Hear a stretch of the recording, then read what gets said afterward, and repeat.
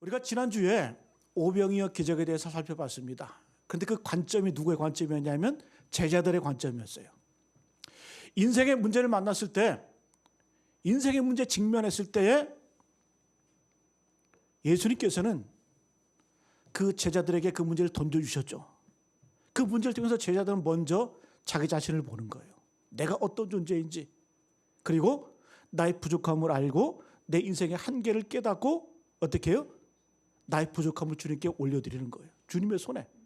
그리고 연약하고 부족하지만 그 나눔과 헌신을 통하여서 하나님의 기적, 하나님의 역사는 만들어진다. 우리가 살펴보았습니다.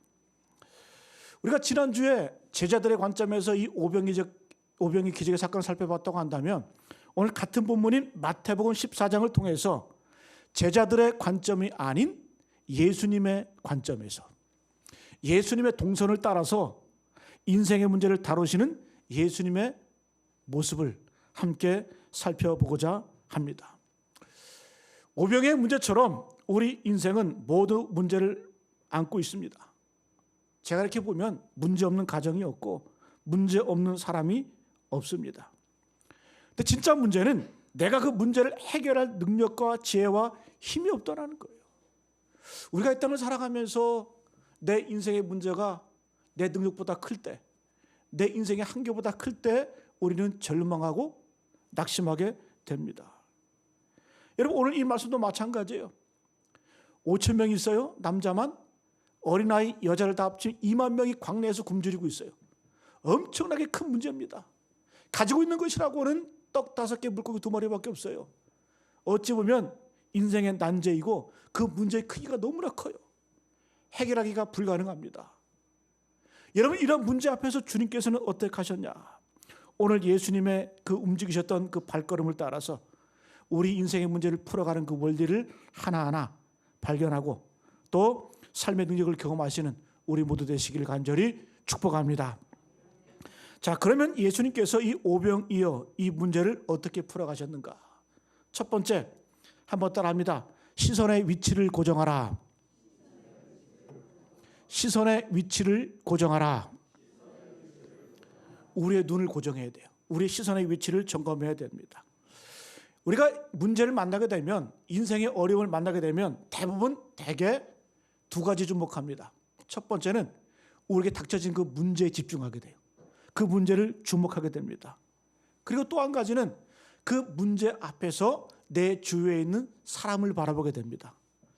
대부분 사람들이 문제를 만나게 되면 이 두 가지 현상이 나타나요. 첫 번째, 그 문제에 주목하게 되고, 아니면 누가 나에게 도움을 주지 않나?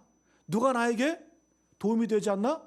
기대를 가지고 사람을 바라보게 된다는 거예요. 여러분, 잘 한번 보세요.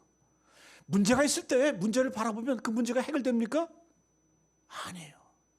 문제만 바라보게 되면 자꾸 좌절이 오고 낙심이 오고 절망이 와요. 절대로 문제 바라볼 때 그 문제를 해결되지 않습니다. 두 번째, 사람을 바라볼 때, 여러분 사람 바라볼 때 여러분들의 문제가 해결됐습니까? 오히려 내 자신이 한심해 보여요. 오히려 창피를 당할 때도 있어요. 여러분, 사람에 기대는 것 별로 그렇게 바람직하지가 않다는 거예요. 다시 말씀드리면 우리가 문제 앞에서 문제를 바라보면 낙심하고 좌절합니다. 또 동시에 사람을 바라보면 섭섭해, 서운한 마음이 들어요. 또 내 자신이 창피해지는 거예요. 그래서 여러분, 문제를 바라보고 사람을 바라보면 절대로 우리 인생의 문제가 풀리지 않는다는 거예요. 그러면 오늘 예수님께서는 이 문제를 풀어가는 방식, 그 원리, 무엇을 가지고 그 문제를 풀어가셨을까? 첫 번째는 올바른 시선이었습니다. 올바른 시선. 무엇을 보느냐? 무엇을 바라보느냐? 19절 말씀 같이 한번 읽어봅니다. 19절 말씀 시작. 무리를 명하여 잔디 위에 앉히시고 떡 5개와 물고기 2마리를 가지사 하늘을 우러러 축사하시고 떡을 떼어 제자들에게 주시매 제자들이 무리에게 주니. 자, 이제 문제 앞에서 예수님이 첫 번째 행동, 그 행동이 무엇이냐? 하늘을 우러러 축사하시고. 제일 먼저 하늘을 우러러, 하늘을 바라보셨다는 거. 하늘을 바라보셨다는 거예요. 하늘을 보셨다. 이게 중요합니다. 여러분, 주님이 우리에게 먼저 보여주신 것은 지금 오병이어를 들고 지금 먹어야 되는 그 대상, 그 문제를 바라본 것이 아니에요. 또 제자들, 무리들, 이 사람 가지고 문제 해결되는 것 아니다. 예수님께서는 그 문제를 어떻게 해요? 끄집어내셔서 그 시선을 어디로? 하나님을 향해 두셨다는 거예요. 왜? 하나님 어떤 분이기에 이 문제를 해결할 수 있는 분, 이 문제를 다루실 수 있는 분은 오직 하나님밖에 없기 때문에 시선을 문제에 두지 않고 사람에게 두지 않고 하나님께 두었다는 거예요. 이게 첫 번째 단계입니다. 여러분, 그래서 우리가 인생의 어려움을 만나고 문제를 만날 때마다 절대로 그 문제에 여러분의 시선을 주면 안 됩니다. 여러분들 자녀 문제가 있으세요? 경제 문제가 있으세요? 물질의 문제가 있으세요? 배우자의 문제가 있으세요? 그 문제만 바라보면 절대로 그 문제가 해결되지 않는다는 거예요.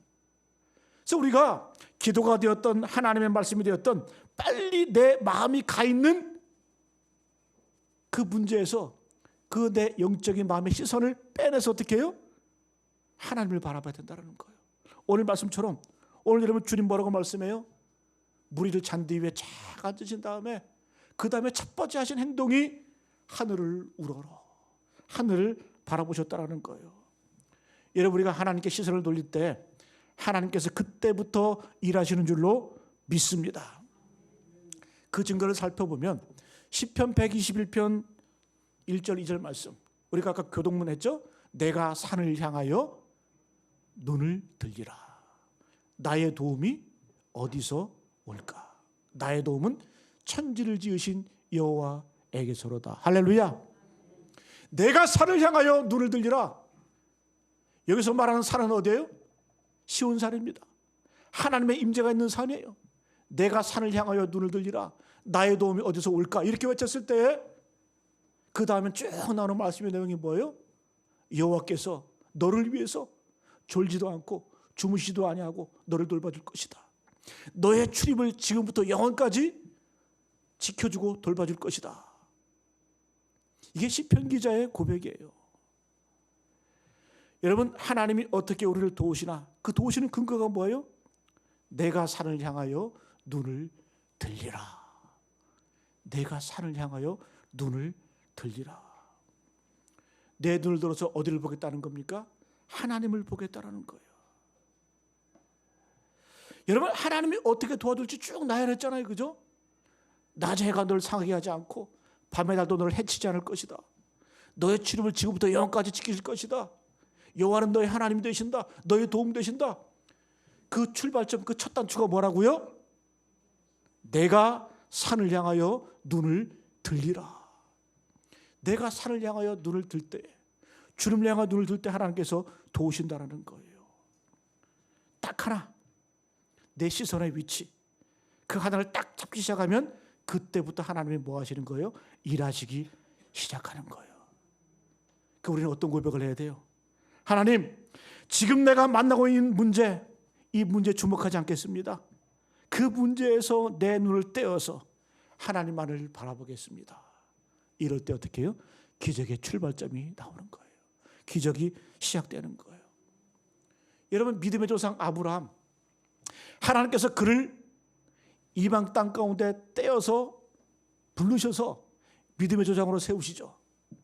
하나님께서 그 믿음의 조상 아브라함의 그 믿음을 세워 가실 때, 만들어 가실 때 사용했던 도구가 뭐예요? 바로 시선이에요. 시선. 아브라함의 인생에 큰 문제가 있었죠. 자식이 없어요. 나이 70이 넘어도 자식이 없어. 인생의 큰 문제 앞에서 하나님께서는 그 아브라함을 데리고 손을 붙잡고 밖으로 나가셔. 움츠려 있는 그 아브라함을 데리고 밖으로 나가셔서 아브라함아, 하늘의 별을 봐라. 내 자손이 저 하늘의 별과 같을 것이다. 그리고 그의 손을 잡고 바다로 가세요. 사마로 가세요. 쭉 모래가 펼쳐진 걸 보고 아브라함아, 내 자손이 이 모래와 같이 많아질 거야. 번성할 거야. 근데 여러분, 지금 현실 가운데 아무것도 된 것이 없거든요. 아무 현상도 일어나지 않았어요. 오직 말씀만 있어요. 어떤 말씀? 하나님의 말씀. 하나님께서 그의 시선을 어떻게 해요?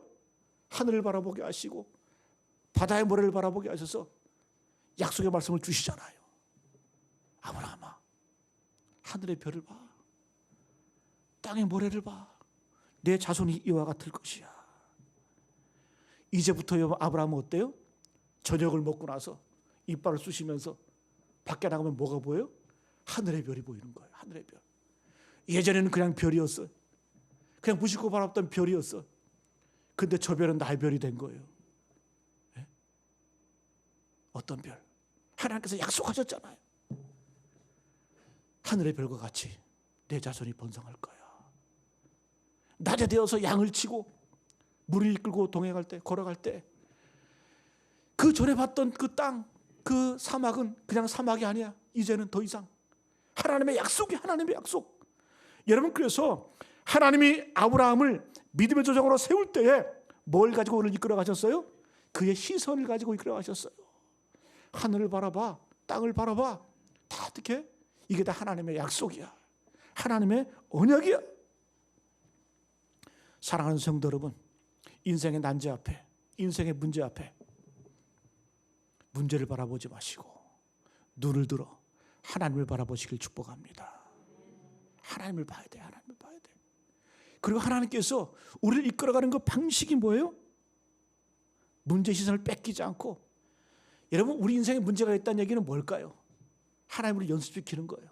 우리 시선을 세상에서 떼어서 하나님을 바라보게 만드시는 그 순간순간이 바로 우리가 시험이 있고 문제가 있는 그 상황이라는 거죠. 여러분, 우리가 문제 앞에서 시선을 어디에 두느냐? 그것 때문에 살아나기도 하고 절망하기도 합니다. 예수님 말고 최초로 물 위를 걸었던 사람이 누구예요? 오늘 말씀 본문, 오늘 본문 뒤에 바로 나와요. 보지 마시고. 예수님 말고, 예수님이 물 위를 걸고 제자들에게 막 다가오시잖아요. 그죠? 예수님 말고 사람 가운데 물 위를 걸어봤던 사람이 누구예요? 베드로. 우리도 물 걸을 수 있어요. 어떻게? 한 발 빠지기 전에 한 발 내딛고, 한 발 빠지기 한 발 내딛고, 그 물 걷는 거지 뭐. 예수께서 물 위로 막 걸어오시니까 베드로가 주님께 부탁한 거예요. 주님, 저도 물 위를 걷게 해주십시오. 그 예수께서 그의 손을 잡고 이끄시죠. 그때 베드로가 물 위를 걷습니다. 언제? 그의 시선이 주님을 향했을 때, 주님을 바라봤을 때. 거기까지는 좋았어요. 갑자기 갈릴리 바다에 풍랑이 몰려오네. 베드로가 주님 바라보던 그 시선을, 그 풍랑으로 시선을 돌립니다. 바다를 바라보는 거예요. 두려움이 쌓이는 거예요. 그때부터 어떻게 해요? 땅을 바라봤을 때, 바다를 바라봤을 때, 세상을 바라봤을 때 그의 육신은 어떻게 해요? 그 바다에 잠기기 시작을 하는 거예요. 빠져들기 시작, 처박히기 시작하는 거예요. 그만큼 여러분, 우리 시선이 중요하다는 거예요. 여러분, 우리는 어떤 존재예요? 물 위를 걷는 존재예요. 이 물은 세상을 상징합니다. 우리는 세상을 걷는 존재예요. 세상에 잠겨서 사는 그런 존재가 아니라는 거예요. 그럼에도 불구하고 우리가 이 땅에 잠겨서, 세상에 잠겨서 사는 그 이유가 뭘까요? 딱 한 가지 이유가 있어요. 그것은 바로 우리의 시선 때문이에요. 내 눈을 어디에 두고 있느냐. 그 시선 때문에 예수님은 베드로를 책망하시죠. 내 믿음이 왜 이렇게 없냐? 내 믿음은 어디에 있느냐?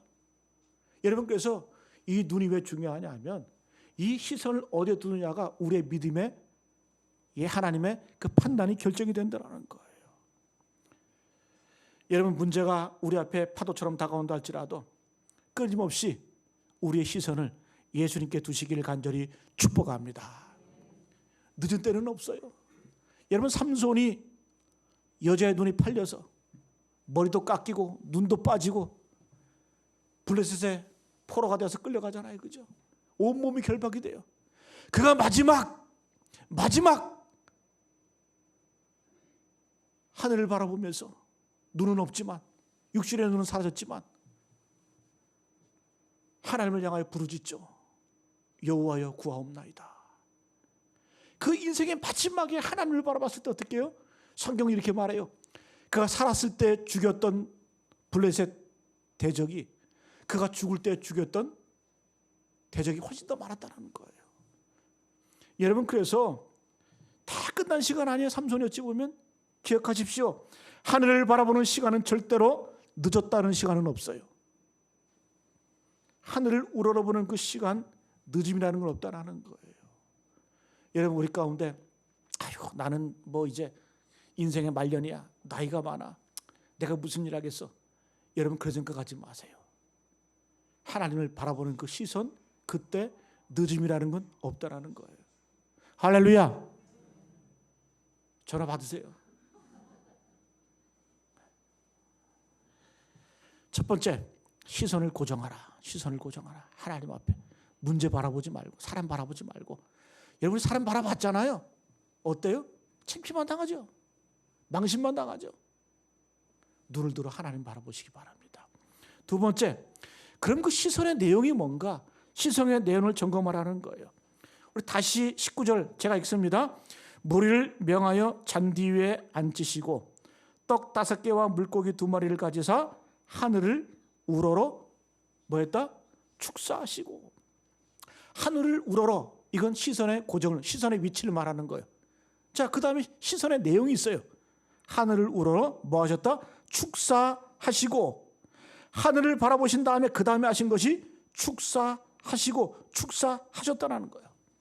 이 축사하셨다는 말은 마태, 마가, 누가, 요한복음에 다 나와 있어요. 하늘을 바라보시고 기도하셨다, 축사하셨다. 이 축사하셨다는 말은 공간복음 마태, 마가, 누가에는 이 율로게오라는 단어를 사용을 해요. 그런데 요한복음은 유카리테스라는 단어를 써요. 조금 달라. 공간복음에는 율로게오, 그 다음에 요한복음에는 유카리테스. 먼저 오늘 본문과 같은 이 공간복음에 나와 있는 이 율로게오는 무슨 뜻일까요? 율로게오. 이 율로게오는 합성어예요. 유는 뭐냐? 잘, 좋은 그런 뜻이에요. 굿, 웰 그런 뜻이에요. 좋다 그런 뜻이에요. 로게오는 여러분 로고스의 어원인데 말하다, 말씀하다 그런 뜻이에요. 자, 그러니까 이 율로게오를 합치면 무슨 말이에요? 율로게오. 주님께서 하늘을 우러러 축사하셨다 이 말이에요. 하늘을 바라보시면서 율로게오 하셨다. 좋은 말을 했다. 말을 잘했다 그런 뜻이에요. 그러니까 하나님을 하신 말이 하나님을 향해서 뭐예요? 하나님을 율로게오 했다. 하나님을 좋다고 말했다. 하나님을 옳다고 말했다. 하나님 좋으신 분입니다. 이렇게 찬양했다라는 거예요. 이것이 신학시대에 와서는 찬양으로 그 의미가 바뀌어 버립니다. 율로게오가 뭐라고요? 하나님 좋으신 분입니다. 하나님 잘하셨습니다. 하나님을 찬양하는 거 율로게오. 이게 축사예요, 축사. 자, 그러면 요한복음에 나오는 유카리테스 비슷한 내용인데 이 찬양의 내용이 하나가 더 추가돼요. 그것이 뭐냐? 감사. 자, 종합하면 이 율로게오와 유카리테스를 종합을 하면 하나님을 찬양하는데, 하나님을 높이는데 그 내용이 뭐다? 감사라는 거예요. 그래서 하나님을 찬양하는 거예요. 감사로 하나님을 찬양하는 거예요. 우리 같으면 언제 찬양해요? 문제가 있어요. 그 문제가 풀어지고 문제가 해결되고 그 문제가 내 인생에서 사라졌을 때에 우리는 하나님 감사합니다. 할렐루야. 예수님 찬양하면서 주님 살아계십니다 이렇게 노래하잖아요. 이게 우리의 모습이에요. 문제가 사라져야 찬양하는 거예요. 그런데 예수님은 조금 달라. 언제 찬양하고 언제 감사했어요? 지금 여러분 이 문제 앞에요. 문제가 앞에 있어요.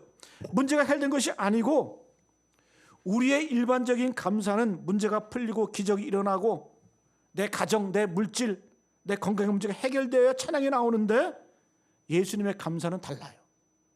뭐라고요? 문제 앞에서. 문제가 해결되기 전에 주님을 높이고 찬양하고 감사하는 거예요. 그러면 이 감사, 찬양의 근거가 뭘까? 첫 번째, 아까 그 이유가 있어요. 눈이 하나님을 향할 때 이 찬양이 나오는 거예요. 눈이 하나님을 향할 때 감사가 나오는 거예요. 왜? 하나님을 바라보는 그 순간 하나님의 선하심, 하나님의 성실하심, 하나님의 인자하심이 보이는 거예요. 그래서 뭐가 나오는 거예요? 찬양이 내 마음 가운데 터져 나오는 거예요. 하나님이 하신 일이 아니라 하나님이 하실 일을 바라보면서, 하나님이 하실 일을 바라보면서 찬양이 터져 나오고 감사가 터져 나오는 거예요. 중요한 건 뭔지 아세요? 그때부터 하나님이 일하시는 거예요. 내 인생 가운데 왜 이렇게 기적이 없을까? 왜 이렇게 문제가 풀리지 않을까? 우리는 문제가 풀려야만 찬양이 나오고, 문제가 해결돼야만 감사가 나오고. 그러나 예수님의 방식은 달라요. 예수님의 방식. 시설이 주님 앞에 고정이 되면, 하나님께 고정이 되면 하나님이 보이는 거예요. 하나님의 그 인자하심, 성실하심, 내게 선하신 분. 그래서 어떻게? 하나님이 하실 일, 그걸 바라보면서 내 심령 가운데, 내 마음 가운데 찬양이 터져 나오는 거예요. 할렐루야. 여러분, 바울과 신라의 사건으로 한번 가보요. 바울과 신라가 복음을 전하다가 사도행전 보게 되면 16장에서 감옥에 갇히게 됩니다. 하나님의 복음을 증거하다가 감옥에 갇혔는데, 그때 이 바울과 신라의 문제는 감옥이에요. 문제 앞에 있어요. 그들 앞에 있는 그 감옥, 그 안에서 그들은 쇠고랑을 차고 발에 착고를 차고 매를 맞아요. 여러분, 그때 그들이 뭐 했습니까? 기도하고 찬양했다 그래요. 잘 보세요.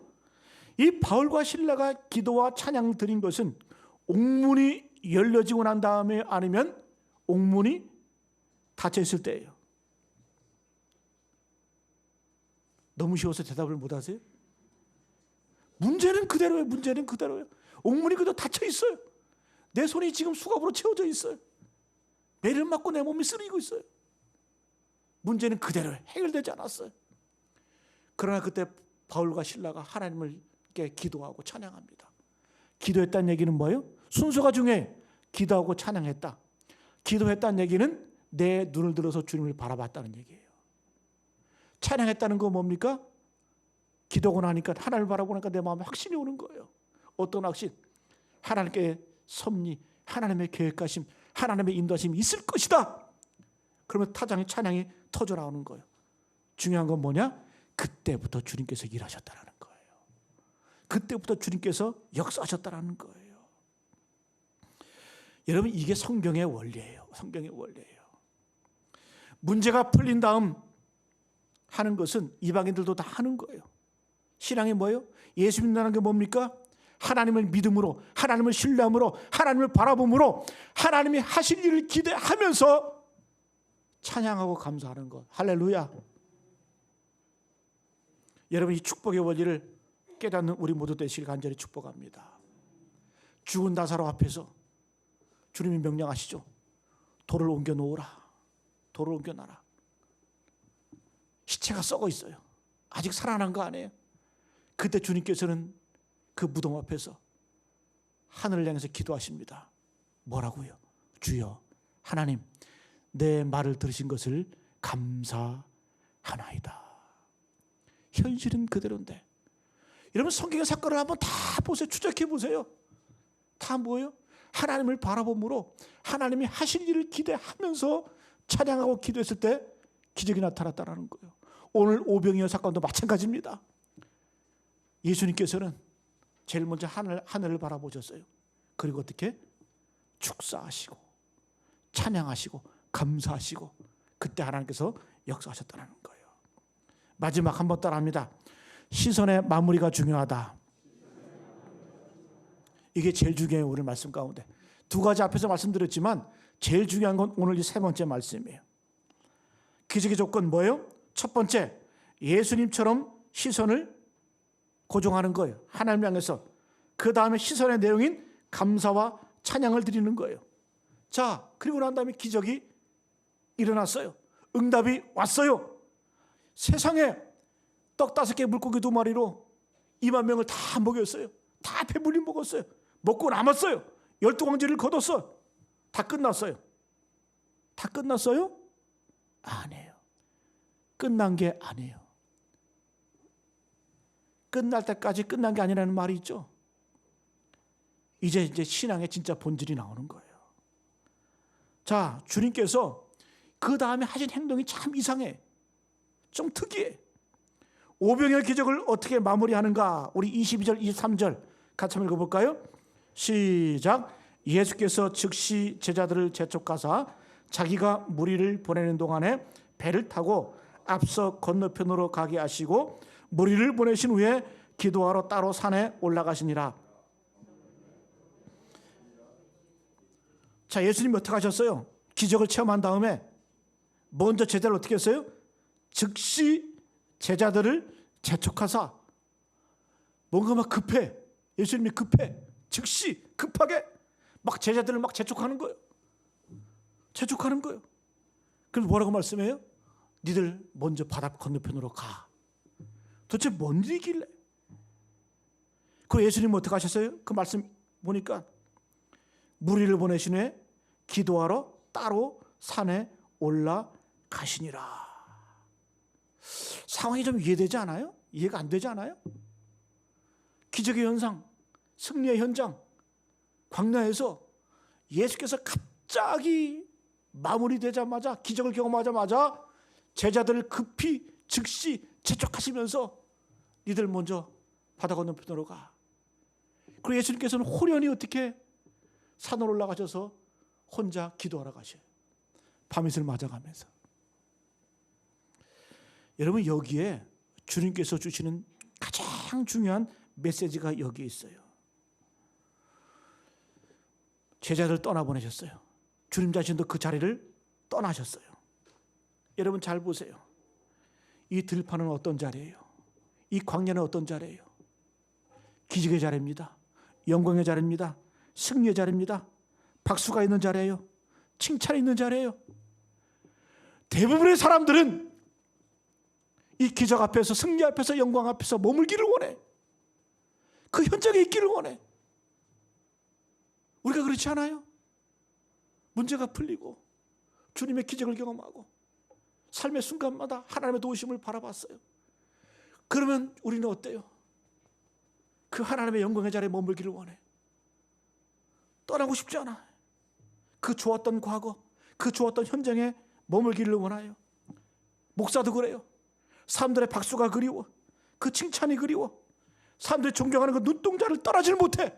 이것이 우리의 본성이에요. 근데 뭔 줄 아세요? 그것 때문에 망해요. 그것 때문에 무너지는 거예요. 그것 때문에 쓰러지는 거예요. 목사뿐만 아니라 우리도 마찬가지예요. 다 그래요. 다 그래요. 주님께서 하신 행동이 뭐예요? 갑자기 즉시 재촉하시면서 급하게 떠나보내시는 거예요. 얘들아, 여기 머물러 있으면 안 돼. 여기 있으면 안 돼. 떠나야 돼. 주님도 떠나신 거예요. 사람들의 박수를 뒤로하고 주님께서는 떠나셨어요. 그리고 뭘 하러 가셨어요? 기도하러 따로 산에 올라가시니라. 저물매 거기 혼자 계시더니. 주님 기도하러 가셨어요. 일반적으로 언제 기도해요? 문제 앞에서 기도해요. 오늘 본문도 마찬가지예요. 주님도 문제 앞에서 기도하셨어요. 이제 기도가 응답됐어요. 문제가 다 풀렸어요. 무리가 다 배불리 먹고 기적을 경험한 영광스러운 잔치였어요. 그러면 끝난 것 아니에요? 근데 주님은 분명히 말씀해요. 끝난 것 아니다. 이제 시작이다. 이제 진짜다. 너의 시선을 다시 다잡아라. 너의 시선을 다시 한번 고정해라. 신앙의 가장 중요한 본질을 우리에게 보여주고 있습니다. 여러분, 우리는 하나님께서 응답해 주시면, 우리의 문제가 풀리면, 우리에게 선물을 주시면 그 선물 붙들고 있느냐고, 그 복을 지키기 위해서 우리는 발버둥 치잖아요. 여러분, 우리 인생의 싸움이 그거 아니에요? 하나님께서 우리에게 복을 주시고 우리에게 능력을 주시고 지혜를 주시면 그 다음 우리 싸움이 뭔 줄 아세요? 주로 그거 지키려고, 그 움켜진 것 놓지 않으려고 그 싸움하고 살잖아요. 저도 마찬가지고 여러분도 마찬가지예요. 여러분, 여기에 한국교회 심각성이 있는 거예요. 우리 신앙에 문제가 있는 거예요. 우리가 예수 믿으면서도 왜 이렇게 공허할까? 왜 이렇게 내 마음이 편치 않을까? 세 번째가 안 되는 거예요. 세 번째가 안 되는 거예요. 하나님께서 내게 주신 안락함 떠나지를 못해. 하나님이 내게 주신 평안함 떠나지를 못해. 그거 붙들고 살려고 그래. 저는 2020년도 들어와서 코로나도 이제 거의 끝나가고 모든 상황을 보면 교회가 평안해. 별로 문제가 없어. 근데 저는 이 설교 말씀 준비하면서 왜 목사의 마음은 답답할까? 왜 공허할까? 저는 바로 우리 시선이, 여러분들 시선이 어디를 향하고 계세요? 지금 여러분들의 눈이 어디를 바라보고 계세요? 살만하시죠? 기도하면 주님께서 응답 주시죠? 그래도 견딜만 하시죠? 저는 그런 걸 바라보니까 답답한 거예요. 답답한 거예요. 여러분, 신앙의 진짜 중요한 모습은 이제부터 하나님의 능력을 맛본 다음에, 하나님의 기적을 맛본 다음에, 주님이 염려하신 것처럼 주님은 그 자리에 머물기를 원치 않으세요. 떠나라. 자꾸 네 자신을 떠나보내야 돼. 목사도 그렇고 성도도 그렇고. 여러분, 이것 때문에 망한 사람 바로 사울왕 아니에요? 하나님께서는 사울왕을 왕으로 세우셨어요. 근데 사울왕은 왕이 되고 난 다음에 그 왕의 자리가 너무 좋은 거예요. 그 왕의 자리를 지키기 위해서 하지 말아야 될 일을 합니다. 백성들의 눈치를 살핍니다. 사람들을 바라봅니다. 그때 하나님이 그를 떠나시잖아요. 우리 이거 두려워할 줄 알아야 돼.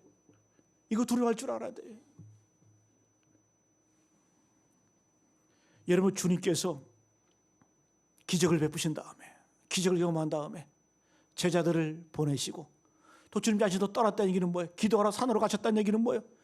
날이 저물 때까지 밤새도록 혼자 계셨다. 그 말은 뭡니까? 기도의 목적은 응답이 아니라는 거예요. 하나님과의 관계라는 거예요. 할렐루야. 하나님과의 관계라는 거예요. 우리는 하나님의 응답을 받았으면 하나님을 더 사랑하는 자리로 나가야 돼요. 하나님을 더 바라봐야 돼요. 우리의 시선, 그 안락함에서, 그 평안함에서 우리 시선을 바꿔서 어떻게 해요? 우리의 본성을 거스려서 주님을 다시 한번 바라보고 주님 안에 거할 때 실패 없는 인생, 하나님이 기뻐하시는 인생을 살아가게 될 줄로 믿습니다. 오늘 말씀을 마치겠습니다. 오늘은 이 예수님의 관점에서 이 오병이의 기적을 살펴봤습니다. 예수님의 동선을 따라서, 예수님의 발걸음을 따라서 예수님은 이 문제 앞에서 어떻게 하셨어요? 첫 번째, 하늘을 우러러 시선을 하나님께 고정했어요. 문제에다 고정하지 않고, 사람들을 바라보지 않고 주님 바라봤어요. 주님 바라보고 나니까 하나님이 보이는 거예요. 하나님 어떤 분이세요? 내게 신실하신 분, 내게 유익하신 분. 그 하나님의 선하심과 인자하심을 바라봤을 때 찬양이 터져나오는 거예요. 율로게오, 유카리테스, 감사가 나오고 찬양이 나오고 기적을 경험합니다. 주님께서는 즉시로 어떻게 해요? 그 기적의 현장, 영광의 자리, 승리 현장을 떠나세요. 그리고 홀로 외롭고 쓸쓸한 고독의 자리로 나갑니다. 여러분, 우리는 늘 고독해야 돼요. 우리는 그런 존재여야 돼요. 여러분, 하나님 앞에 단독자로서